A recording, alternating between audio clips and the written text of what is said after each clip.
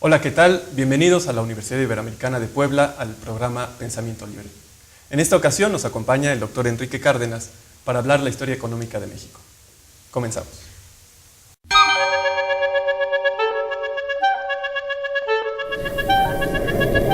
Tú y yo. Igual.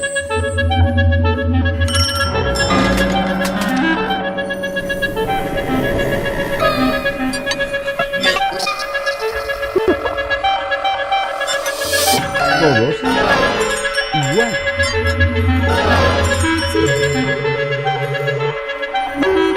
Todos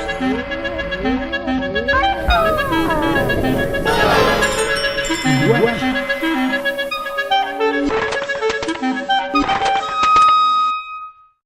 Pensamiento libre.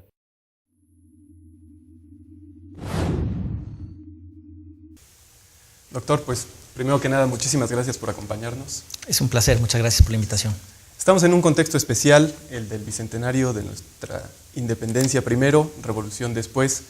¿Qué podríamos hablar hoy, 200 años después de la independencia y especialmente 100 años después de la búsqueda de reivindicaciones sociales en el proceso de revolución? ¿Qué dio origen al proceso de revolución que hoy tendríamos que estar observando para ver si efectivamente tenemos nuestros trabajos que hacer? Bueno, sin duda hay mucho que hacer, eso yo creo que no hay la menor duda, pero podríamos quizás empezar un poquito sobre hablar sobre los antecedentes de la Revolución Mexicana. En la parte económica tenemos el Porfiriato, que había sido un periodo largo de cierta expansión económica, sobre todo después pues, de prácticamente 60, 70 años de haber tenido un estancamiento económico profundo, en que la economía mexicana apenas estaba empezando a moverse, no había una clara definición del Estado mexicano, ni siquiera de la nación mexicana en la primera mitad del siglo XIX. Y bueno, desde antes del Porfiriato, realmente desde la Reforma y ya desde luego con la llegada de Porfirio Díaz, comienza un periodo que no es homogéneo, vale la pena mencionar, es bastante disparejo de hecho, en donde tiene uno, por un lado, una unificación de lo que sería el país en términos de transportes, con los ferrocarriles, en términos de mercado interno, en cuanto a que la ciudad y las regiones se empiezan a acercar, que habían estado muy separadas, y esto hace que haya lo que se llama en economía las externalidades positivas, es decir, que se vayan complementando una región con otra, crezca el comercio interno y también el externo, puesto que coincide este periodo con lo que se llama la Segunda Revolución Industrial, en la que muchos minerales que anteriormente no habían tenido un uso económico, como por ejemplo el cobre, el zinc, el plomo, en las minas mexicanas se extraían junto con la plata y el oro, desde siempre, desde la colonia. Pero el hecho de que de pronto estos metales tuvieran valor económico hicieron mucho más rentable la minería mexicana. Y bueno, la inversión extranjera que llega a este sector, junto con el financiamiento internacional para la construcción de los ferrocarriles, le da un primer empujón, digamos, a la economía mexicana, todavía con muchos problemas macroeconómicos que el gobierno inicial de Porfirio Díaz trata de resolver. Digamos que hasta 1890 se puede decir que todavía el gobierno de Díaz está luchando por ese dominio sobre todo el territorio nacional, y es hasta entonces que se logra, desde el punto de vista, por ejemplo, de las finanzas públicas, que no haya un déficit muy grande, sino más bien que podamos empezar a pensar ya en más inversiones, en una política económica donde el gobierno tiene las riendas, mientras que todos los años anteriores había sido más bien un periodo de muchas dificultades, no solo para el país y para el Estado mexicano, sino también para la población en general, ¿no? Ya mencionaba usted esta cuestión de la Segunda Revolución Industrial. Enrique Cárdenas Sánchez es licenciado en Economía por el Instituto Tecnológico Autónomo de México y maestro y doctor en Economía por la Universidad de Yale, Estados Unidos. El doctor Cárdenas se ha desempeñado como investigador y docente en institutos como el Centro de Investigación y Docencia Económicas, en la Universidad de Oxford en Inglaterra y la Universidad de las Américas Puebla, en donde fungió como rector. ¿Cómo podríamos tomar una fotografía hace 100 años del papel de México en el concierto mundial, ¿no? Si bien es cierto, para nada es una situación de globalización? América Latina en general, tenemos un periodo en donde el comercio mundial está creciendo y sobre todo el comercio mundial de materias primas de este tipo, en donde los países más desarrollados habían estado demandando, bueno, en México los metales que ya mencioné, pero en otros países el caucho, por ejemplo, en Sudamérica, el cobre en Chile también, incluso café en Brasil, Colombia, de modo que estas economías, y México no mucho en su sector exportador que les permite integrarse con la economía mundial.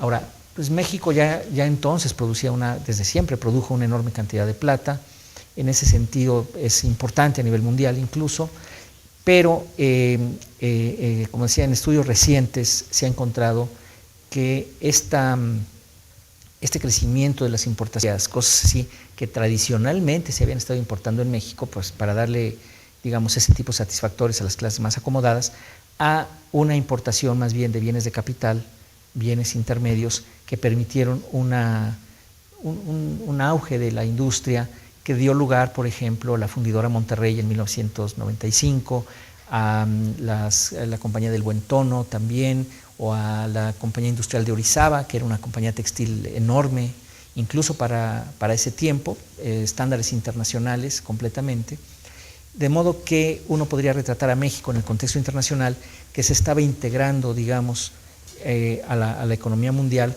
con un peso fuerte de parte de los Estados Unidos, que dicho sea de paso, estaban llegándole ya muy cerca a Gran Bretaña como centro hegemónico mundial, y donde Porfirio Díaz, por cierto, trata de equilibrar un poquito, tanto con los ingleses y con los franceses, por el poderío que veía en el norte. Entonces, sí, México se incrusta ya en esa tendencia internacional, con bastantes buenas credenciales, digamos, en términos de producción, de lo que estaba ocurriendo en el mundo entonces. Pero en ese juego de equilibrios podríamos decir que más bien hay una opción pues preferencial hacia los Estados Unidos. Bueno, no es que fuera preferencial, la geografía es muy dura, ¿no?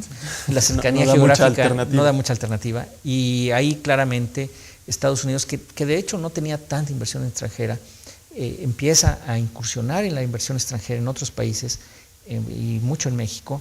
Los Guggenheim, por ejemplo, los mineros Guggenheim, que estaban en Colorado, pasan sus operaciones también hacia el sur.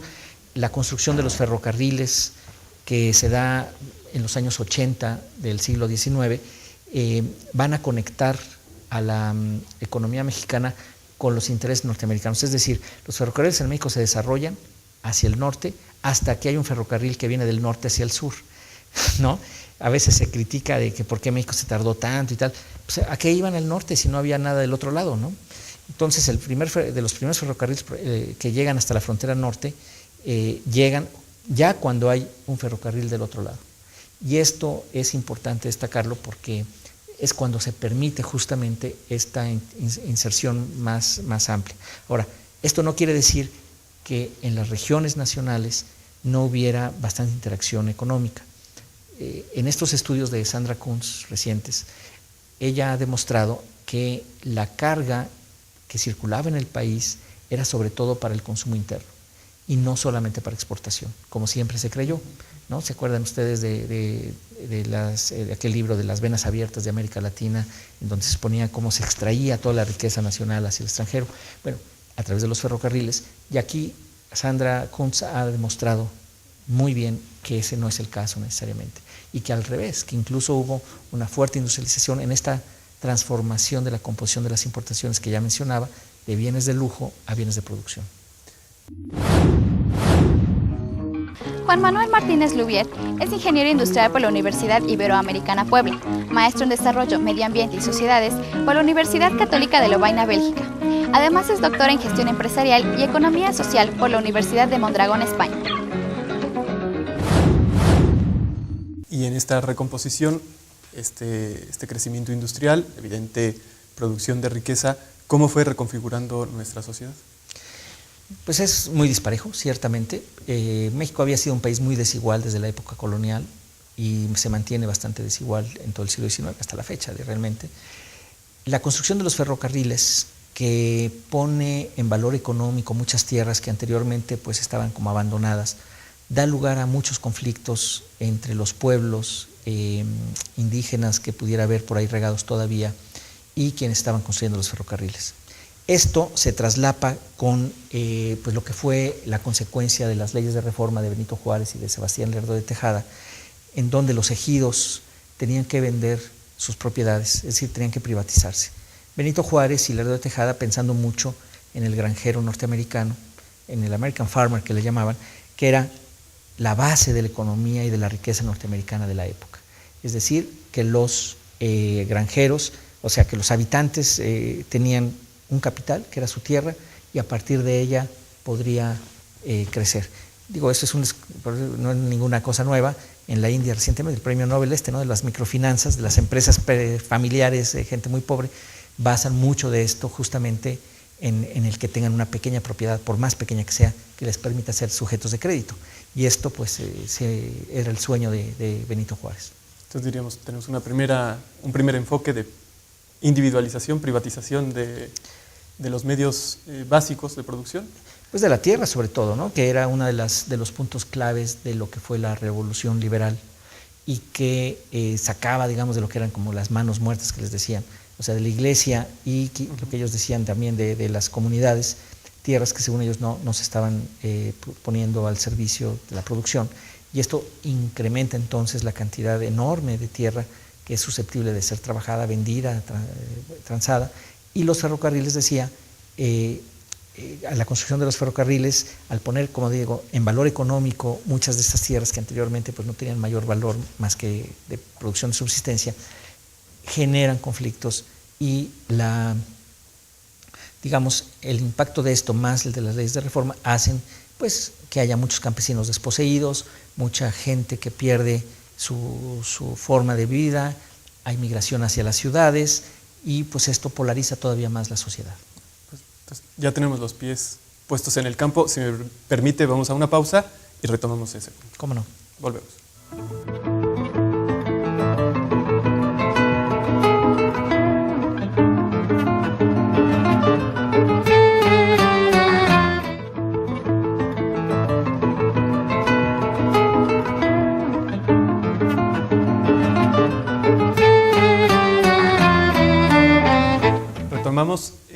Nos quedamos ahí con los pies puestos en el campo, hablando ya de una primera organización, de un plan nacional pues de producción en el campo, podríamos llamarlo así.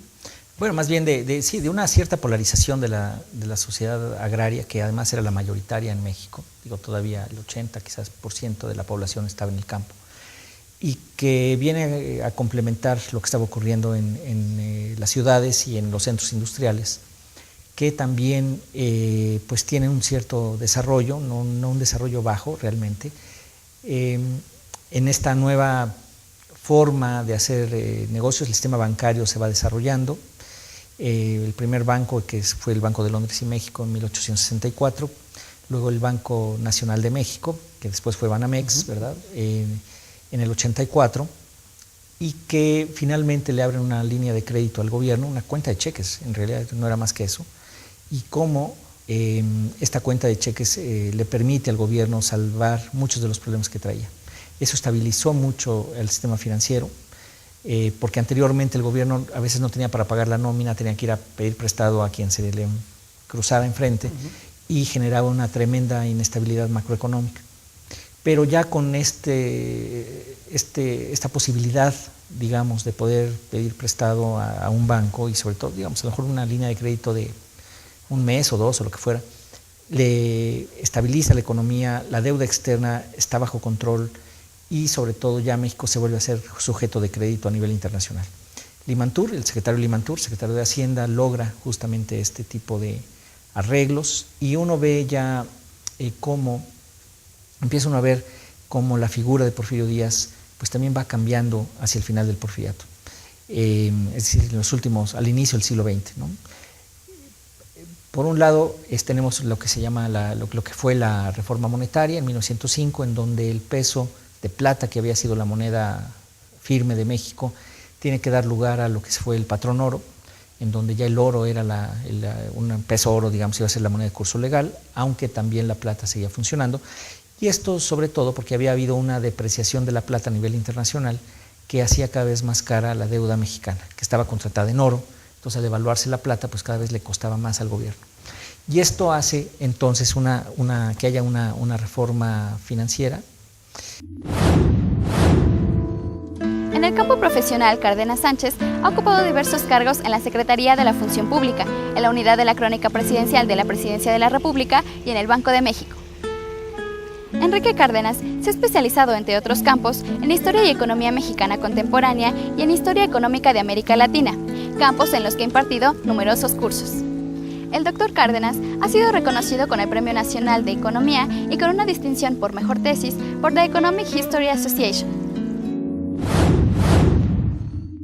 Y que, sin embargo, el Estado mexicano va incursionando cada vez más y teniendo mayor fuerza, al grado, por ejemplo, que Porfirio Díaz nacionaliza los ferrocarriles de México, la mayor parte de los ferrocarriles, en 1906.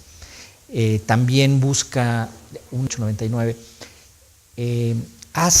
hay una reversión de las leyes de reforma, de una parte de las leyes de reforma, en donde vuelve a otorgar la posibilidad, o sea, hay un cambio en la Constitución, para que los pueblos puedan volver a tener tierras, revirtiendo así una parte muy importante de la ley de reforma. Y luego parecería como que él no hizo eso y que fue el movimiento zapatista el que lo logró, ¿no? No es cierto, Díaz ya lo había logrado. Pero el hecho es que, por lo menos en ese principio sí se revierte. En la otra situación al final del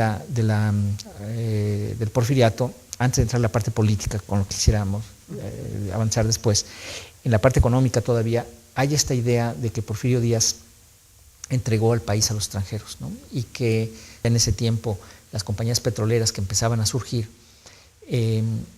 pues los dueños eran las propias compañías. Y bueno, lo que pasa es que estaba poco definido el artículo 27 constitucional y en 1908 o 9 Porfirio Díaz mete una iniciativa en el Congreso para clarificar que eso es propiedad de la nación, no de las compañías. Y es interesante que pasa un año sin que pase esa reforma constitucional. En el ínterin, los lobistas de las compañías extranjeras hacen todo lo posible y logran que el Congreso vote en contra de la propuesta del presidente Díaz y que se clarifiquen, o sea, se definan esa riqueza que sea de las compañías que están explotando los recursos. Entonces, ese es un pecado que siempre se le ha colgado a Porfirio Díaz cuando en realidad no lo tiene. Junto con eso, uno vería que, repito, al final del porfiriato, pues ya Porfirio Díaz ya es muy mayor. Ya hay te recordarán, aquella entrevista con un periodista norteamericano, con James Creelman, en 1908, si no me equivoco, en donde dice que ya no se va a postular para la siguiente elección. Y esto abrió la caja de Pandora y un montón de intereses surgieron, algunos más genuinos que otros, y además del movimiento de Madero, desde luego que estaban los anarquistas, pero en la propia cúpula de Porfirio Díaz pues viene una lucha por el poder enorme, entre, digamos, los científicos y los militares. Y esta pugna al interior me parece que es de la mayor importancia para entender cómo es que Porfirio Díaz cae, y cae relativamente fácil. Por un lado, Porfirio Díaz había estado disminuyendo el costo del ejército, lo había estado disminuyendo en su número y en su cobertura, para dar más dinero al desarrollo económico, ¿no? Los puertos, creación de infraestructura, etc.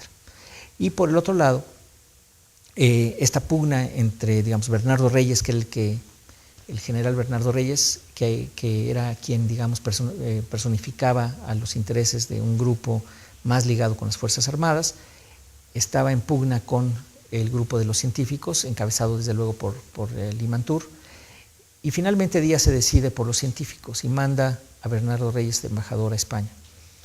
Y allí es justo en donde viene esta crisis, digamos, en la sucesión, a tal grado que Porfirio Díaz decide mejor postularse nuevamente, con el problema de que ya para entonces, ahora sí que la gallera estaba muy alborotada.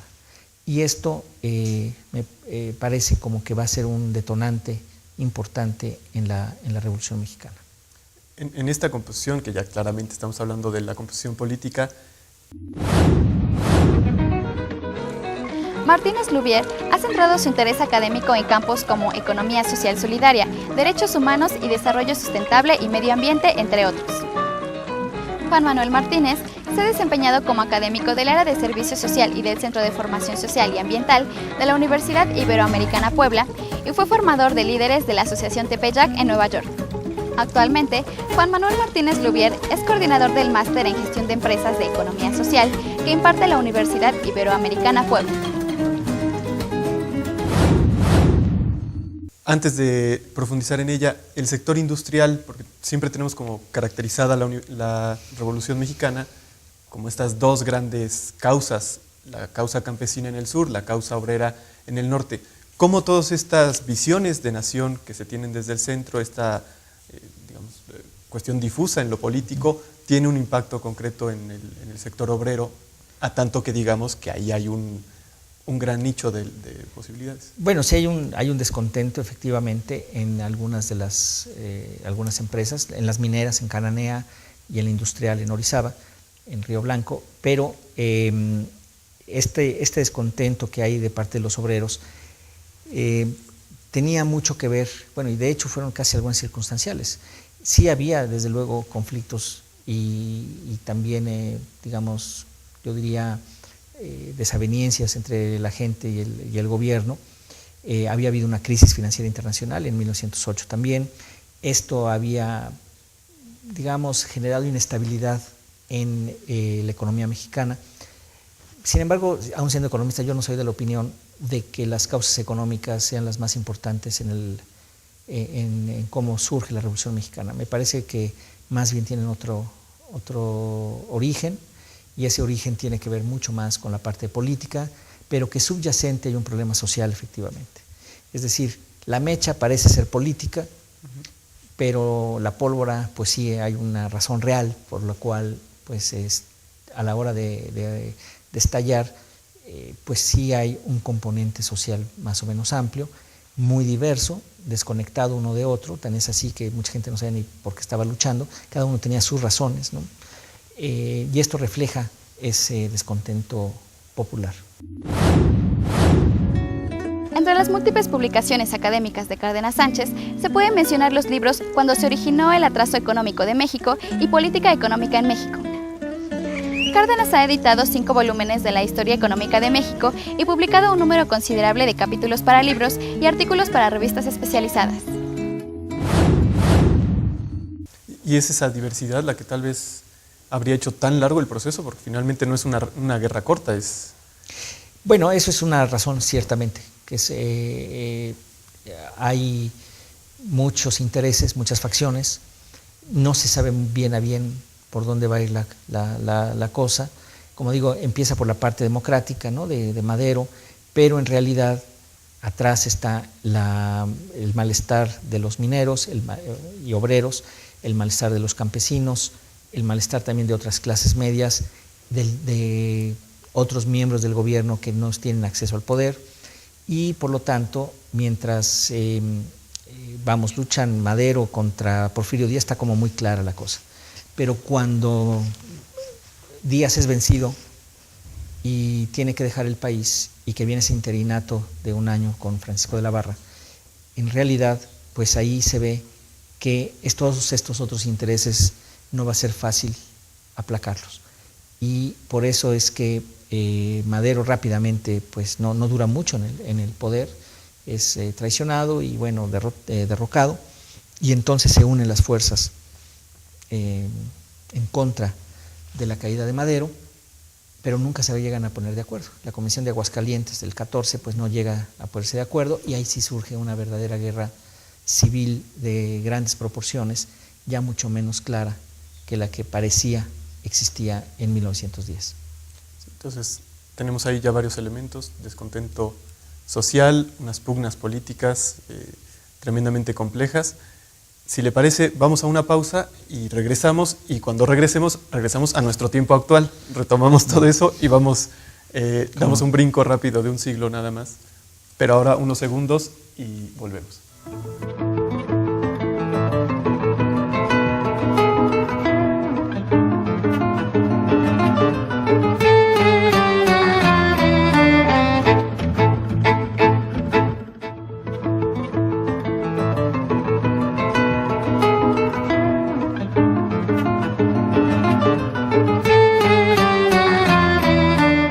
Regresamos.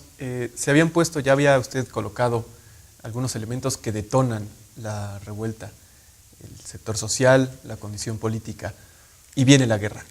¿Qué pasó? ¿Qué nos pasó en la guerra? Bueno, como decíamos, hubo pues división muy rápido entre las diferentes facciones. Esto prolongó la guerra, desde luego, inmediatamente de que cae Madero, rápidamente quien entra en su lugar, ¿no? Victoriano Huerta, toma los ferrocarriles, los empieza a utilizar para fines bélicos, y aunque hay lucha por los ferrocarriles y digamos, romper la circulación y demás, en los primeros 2 años rápidamente son capaces, la compañía es capaz de reparar rápidamente los ferrocarriles, y después esto ya no tiene tanta importancia. Lo que sí es que dislocan completamente la distribución de bienes en el país, y la economía cae en una recesión terrible.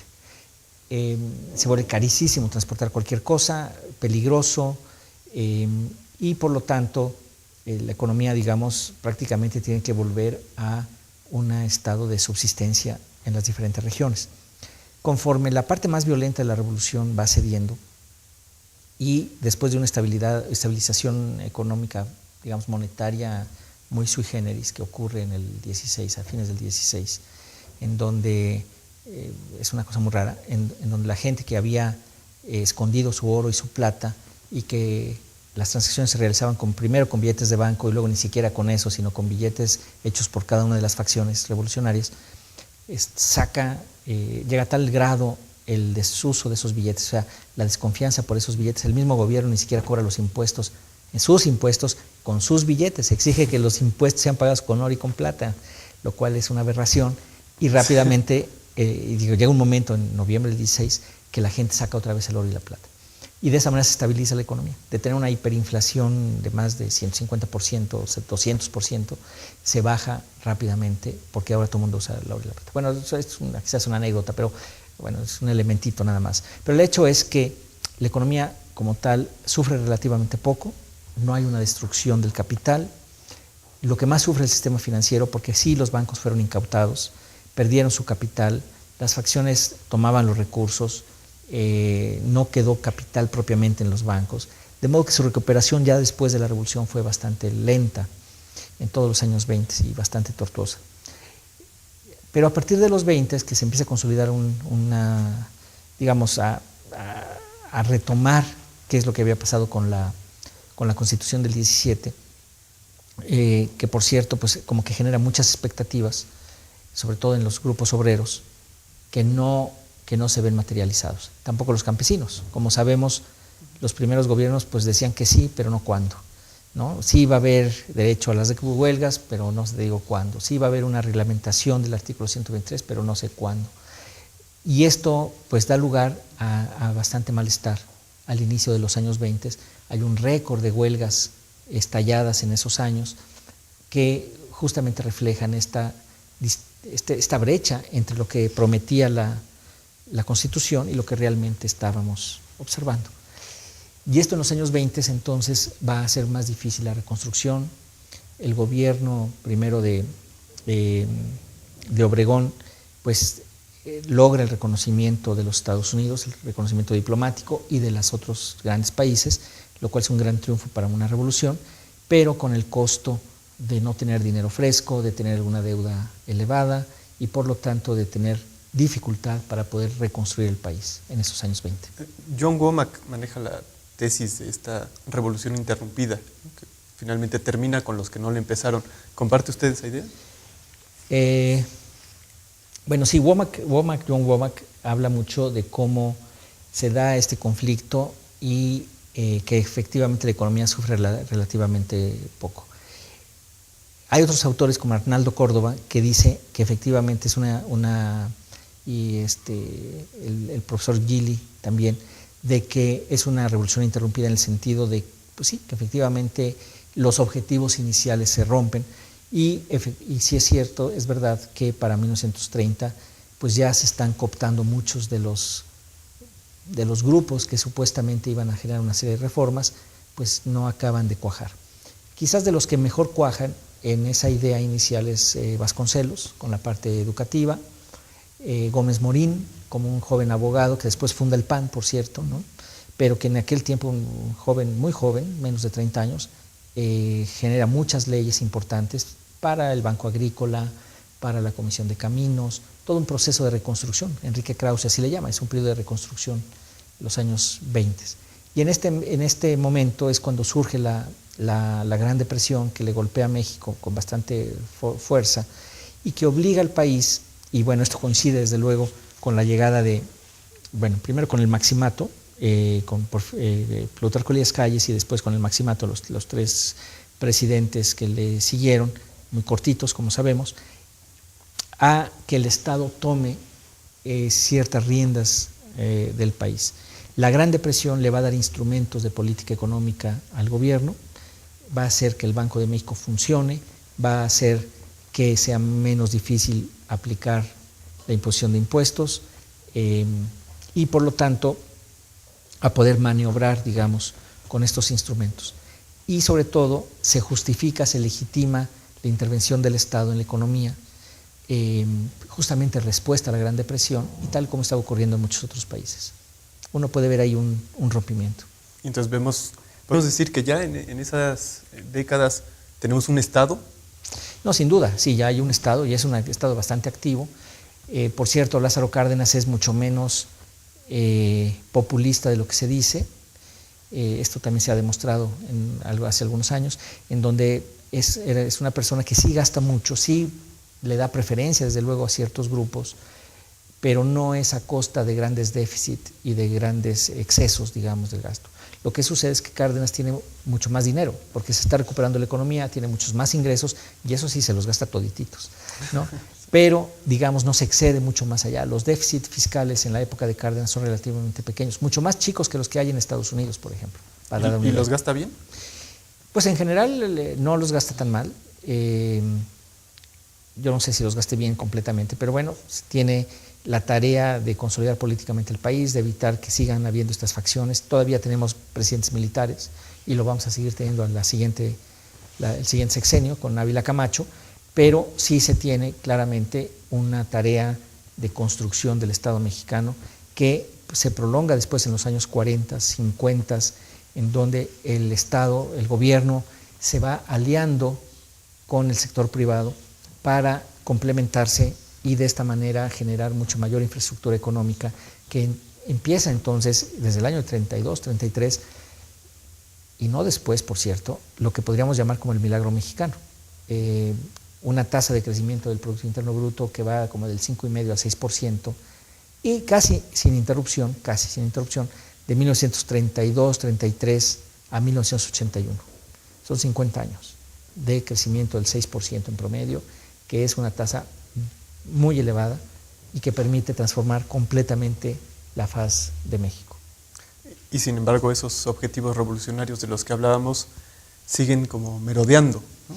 Bueno, algunos se van cumpliendo, digamos, algunos sí se van cumpliendo. La intervención del Estado que mencionaba pues, se ve, por ejemplo, en la expropiación petrolera, se ve en la reforma agraria de Lázaro Cárdenas, que reparte más o menos 20 millones de hectáreas, más de lo que habían repartido todos anteriormente. El único que le gana es, curiosamente, el presidente Díaz Ordaz, muchos años después. Pero, digamos, en términos de reparto agrario, sí se retoma y se profundiza.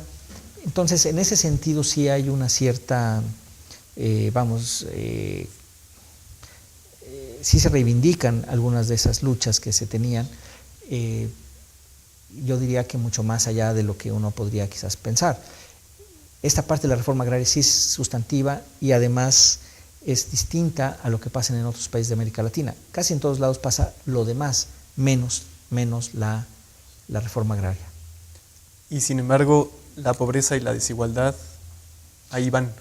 Bueno, en realidad no tanto. Es interesante este punto porque se ha hablado mucho de que hubo mucha desigualdad y que por eso el desarrollo estabilizador de los años 60 fracasa. En realidad, lo que se ve ya muy a largo plazo es que el crecimiento económico sostenido y un fuerte crecimiento económico sostenido al principio sí genera más desigualdad, pero después va, digamos, permeando ese crecimiento y entonces esa desigualdad va reduciéndose. Y me estoy hablando desde luego de desigualdad relativa, es decir, cuánto del ingreso lo recibe la gente más pobre y cuánto del ingreso lo recibe la gente más rica. En ese sentido puede haber, al principio sí crece esa desigualdad, pero conforme pasa el tiempo y se sostiene ese crecimiento económico relativamente alto durante años, va permeando ese, digamos, ese bienestar o esa prosperidad. Y entonces, por un lado, hay menos desigualdad y la pobreza disminuye. Y disminuye bastante fuertemente. Hay al mismo tiempo, en el caso mexicano, el hecho o el fenómeno de que estamos pasando la transición demográfica, en donde la tasa de mortalidad infantil sigue siendo relativamente alta, pero la mortalidad infantil baja significativamente y por eso es que el crecimiento de la población llega al 3, 3,5% o hasta 3,8% creo que fue lo máximo que llegamos a tener. Entonces, por un lado tenemos un fuerte crecimiento, una gran población nueva que está llegando, migración hacia las ciudades, que va a reducir la pobreza en términos absolutos y también en términos relativos. Se construyen muchísimas escuelas, nomás para dar un dato, entre 1900, creo que es del 40 al 60, se construye una escuela en promedio diario. O sea, es una bestialidad la cantidad de infraestructura que se construye en esos años. Como decía, hay una gran alianza entre el sector público y el sector privado. Se protege a la industria para que ésta tenga el mercado para ella misma y pueda salir. En la parte económica se va creando un pacto que es muy interesante, es un pacto entre el sector privado y el gobierno, en donde le dice el gobierno al sector privado, bueno, tú y yo nos arreglamos en la parte económica, en la parte política no te metas. Y al tiempo que está protegiendo a los industriales, también está protegiendo a su base de poder político, que son los sindicatos o los grupos agrarios, ¿verdad? El corporativismo. Sí, está fortaleciendo su corporativismo, pero con una contradicción intrínseca que a la larga va a generar un grave problema. Y es justamente el que, por un lado, proteges a los empresarios, por otro lado, le das prebendas a los sindicatos que son afines a ti, a los que no, pues los reprimes, como pasó a fines de los 50 con los ferrocarrileros y los médicos. Pero el hecho de que tú protejas por un lado y por el otro lado estés dándole prebendas a los sindicatos hace que llegue un momento en que esto sea inconsistente. Es una tensión insostenible. Vamos a ver el caso, digamos, con un ejemplo, yo creo que sea muy claro. Imagínense ustedes que a fines de los 50, principios de los 60, era importante que el costo de la luz fuera barato. Y eso pues es parte de los subsidios que está dando el gobierno. Entonces, la Compañía de Luz y Fuerza del Centro, recientemente extinguida, digamos, que era canadiense, produce electricidad y le fijan un precio. El gobierno le fija un precio. Y al mismo tiempo le va dando cosas a los sindicatos, porque son afines al gobierno, ¿no? Le va dando, los va apoyando para que tengan mayores ganancias y mayores preventas. Llega un momento en que el empresario dice, ¿sabes qué? Ya no me da, o sea, yo ya con estos incrementos en costos y precios fijos, yo no puedo salir.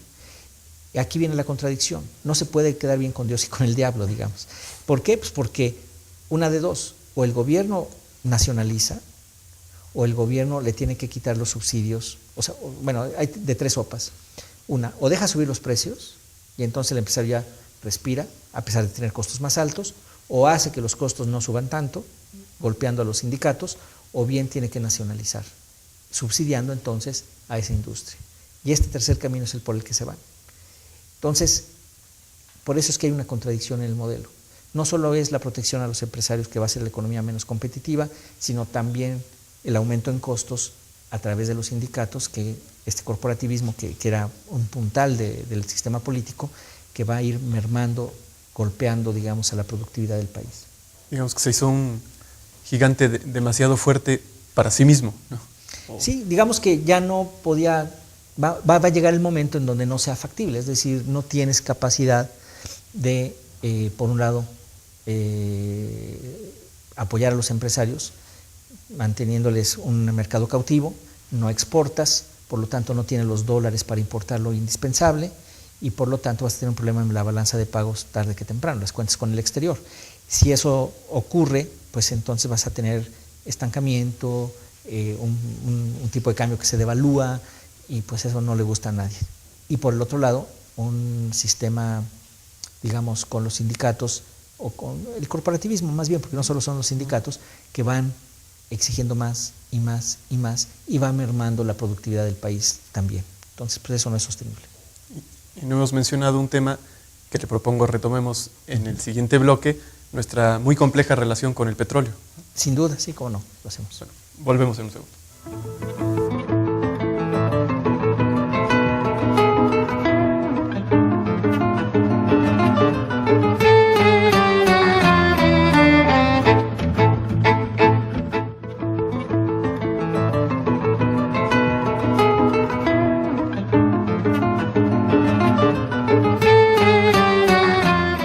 Continuamos con este gran relato de lo que nos ha ocurrido en el siglo anterior y por lo que ahora tendríamos que estar reflexionando muchas cosas. Y poníamos ya ese puntal importante, nuestra relación compleja con esta ventaja y a veces desgracia, algunos han opinado en que México sea un país tan rico en petróleo y tengamos relaciones tan difusas. ¿Cómo podemos tomar esta historia del petróleo para acercarnos a nuestro tiempo? Bueno, realmente, efectivamente, a partir de los años 70 el petróleo vuelve a ser importante en México. Había sido muy importante en la época inicial del siglo XX y esto se debe a condiciones externas, sube mucho el precio y pues el presidente López Portillo, después de tener su antecesor, Luis Echeverría, una situación donde gasta mucho, se endeuda mucho el país, justamente porque no hay cómo obtener el ahorro interno que se requiere, tienen que recurrir al ahorro externo a través de la deuda. Y el petróleo viene a abultar todavía más la cantidad de recursos con que se cuentan. Esto le permite entonces, o le permitió al gobierno mexicano expandir su gasto, tener tasas de crecimiento del 8-9%, como nunca se han visto, expandir la capacidad de extracción petrolera, pero que al final resulta en un desbalance porque se exceden en gasto mucho más allá de lo que se debería. No solamente el gobierno, también el sector privado aumenta su deuda pública de 2,000 a 20,000 millones de dólares.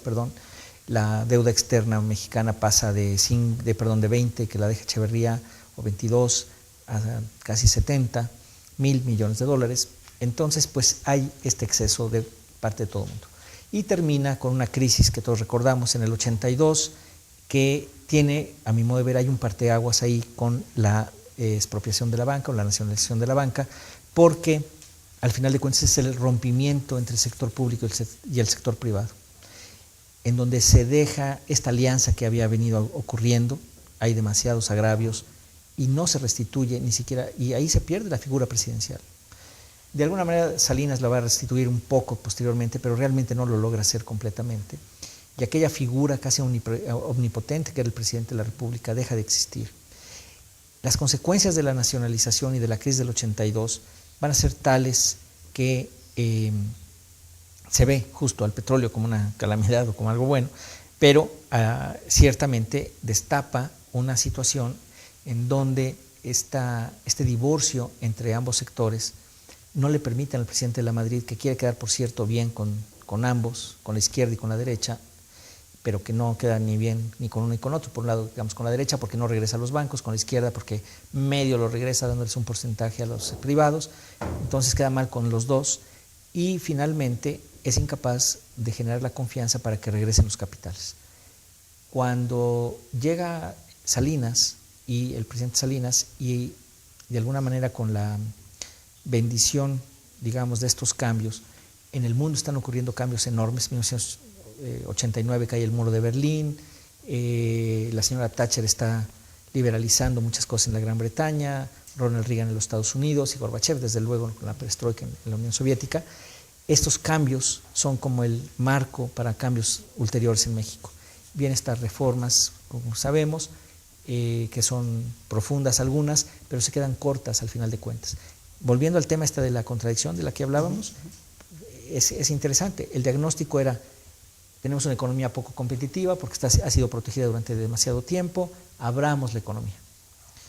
Y la abren la economía con el TLC, ¿no? Con el Tratado de Libre Comercio con América del Norte, pero no se tocan los sindicatos, no se tocan los mercados no competitivos que están allá atrás, no se toca el mercado petrolero, bueno, el energético, que es el monopolio del Estado, no se toca, bueno, la energía en general, casi toda es monopolizada por el Estado, no se tocan sindicatos en la educación, en Pemex mismo, en la CFE, hasta ahora recientemente en la comisión, en la compañía de Luz y Fuerza, y tienes que estás perdiendo competitividad. Y ahorita la pregunta es, bueno, ¿por qué no crecemos? Por un lado, obligas a que las empresas se pongan a tono con la competencia internacional, pero no hay las armas para poder luchar contra eso. Y claro, muchas van a morir y con eso perdemos empleo. Y las únicas que sobreviven pues están en la frontera, bueno, no las únicas, pero por eso es que hay un boom en la frontera con empresas muy vinculadas con el sector externo que no dependen de estas rigideces, digamos, que le permitirían tener mejor productividad. Y decíamos, ¿y por eso estamos como estamos? Bueno, digamos que es interesante. Yo diría que en parte sí. O sea, este diagnóstico de que el Estado interviene demasiado y creo que se trató de quitar. La privatización de muchas empresas paraestatales, algunas mejor hechas que otras. La privatización bancaria, por ejemplo, con bastantes problemas que luego dan origen a la crisis y al rescate bancario de los años 90. La crisis misma del 94-95, que vuelve, digamos, ya se había tenido otra vez fe en la presidencia de la República, con la crisis se acaba. Para el gobierno, el PRI por primera vez pierde la mayoría en el Congreso en el 97 y entonces ya no es fácil pasar reformas. Y tenemos una situación en donde por un lado se dice, no, es que las reformas no han dado los resultados que quisiéramos. Eso te dice un grupo y con razón, no se han dado los resultados que se querían. Y el otro dice, oye, pues, pero el problema es que no se hicieron las reformas, se hicieron un pedacito de las reformas y también tienen razón. Entonces estamos en esta mutua falta de confianza entre los diferentes actores políticos y económicos, en donde todos los dos tienen parte de razón y donde las instituciones han venido a estar sufriendo cotidianamente con un descrédito ya no solo de la Presidencia de la República, sino también del Congreso, de los políticos, que pues lamentablemente pues, no nos dejan avanzar. Y volviendo a la revolución, a 100 años, ¿no? Segundo, me imagino que es el tema, ¿verdad? Ahí diría yo, bueno, pues sí han sido 100 años de construcción de un Estado, se han creado muchas instituciones muy importantes, pero digamos, no le estamos siendo justos, yo diría, a quienes murieron en los años de la revuelta revolucionaria, que fueron muchos, 1 millón de personas. ¿Por qué? Pues porque no estamos haciendo nuestra tarea, no estamos entrándole a fondo, no estamos viendo más por el país que por los grupos específicos de poder. ¿Y podríamos enunciar algunas de esas tareas que no estamos haciendo o que tenemos como asignaturas pendientes? Yo creo que hay muchas, sí, sin duda, ¿no? Para empezar, el Estado de Derecho, que tiene que ser mucho mejor, la impartición de justicia, las reglas aplicables a todos, todo mundo igual ante la ley. Esa parte está muy mal y todavía requiere mucho mayor esfuerzo, confianza en este tipo de instituciones de un Estado de Derecho que te permite tener claras las reglas del juego y que sean parejas para todos. Ese es un primer momento. Un segundo elemento, pues sí es liberar de la rigidez a muchas fuerzas económicas y sociales también que no permiten que la economía crezca. Por ejemplo, tenemos monopolios estatales, tenemos monopolios privados, las organizaciones o los órganos reguladores del Estado mexicano no pueden funcionar bien, en parte por la existencia de estos grupos y también por una mala arquitectura jurídica. Eso también se tiene que arreglar. El sistema educativo, bueno, ¿para qué vamos más lejos? ¿No? Ahí hay un problema severo, un problema, no es el único, pero sin duda es el sindicato y por lo tanto, pues, podríamos enumerar aquí las 20 o 30 asignaturas pendientes, ¿no? Pero digamos, sí creo que hay muchísimo por hacer y lamentablemente no nos estamos poniendo de acuerdo para lograrlo. Pues habrá que que hacerlo. Por lo pronto, el que nos haya ayudado a recordar y traer hasta acá todo lo que nos ocurrió en un siglo y dónde estamos parados, creo que es un buen punto de partida. Bueno, pues sí, ayuda mucho la historia. Alguien la considera como que es un anecdotario o como que es casi una curiosidad académica, y en realidad la historia lo que hace es que te da memoria, y cuando uno tiene memoria pues es más fácil ver el presente y el futuro, ¿no? Cuando no tienes memoria pues no sabes ni qué paso dar, no sabes ni siquiera caminar. Pues yo le agradezco muchísimo el rato de memoria que nos ha regalado, y le agradezco mucho a usted también que nos haya acompañado en esta emisión, y le invitamos a que comparta con nosotros en la siguiente.